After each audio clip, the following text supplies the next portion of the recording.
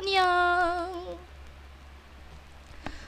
We're going to have an interview to Mr. Simple and Denmark.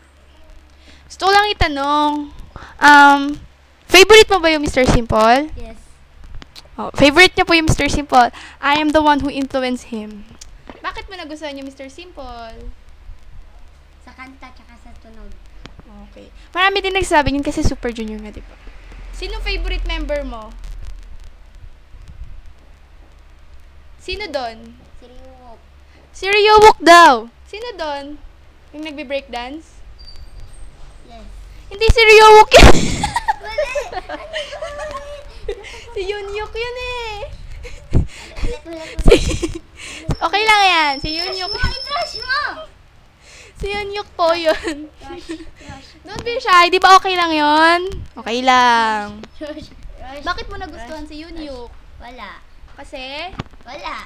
Kasi magaling siyang sumayaw. Ako crush ko din si Yunyuk kasi magaling siyang sumayaw, cute siya, tsaka gwapo siya, 'di ba? Tapos anong favorite step mo dun sa Mr. Simple? Sige, isip ka lang. Chorus step. Yung chorus, sample. Nakaupo lang, dali na. 1, 2, 3, go.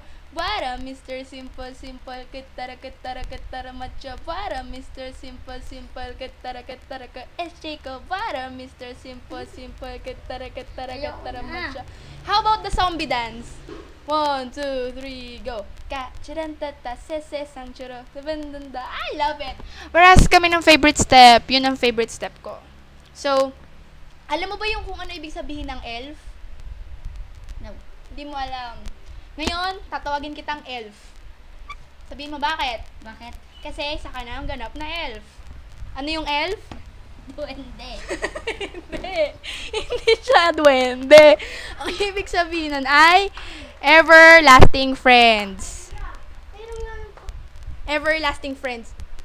Ang everlasting friends, ang ibig sabihin nun na yun yung fan ng Super Junior. Ngayon, isa ka ng elf. Payag? Yes. Yes. Pag dumating yung album ko, ipapakita ko sa'yo yung Mr. Simple. Okay ba yon? Yes. Yes, okay daw. Isa na po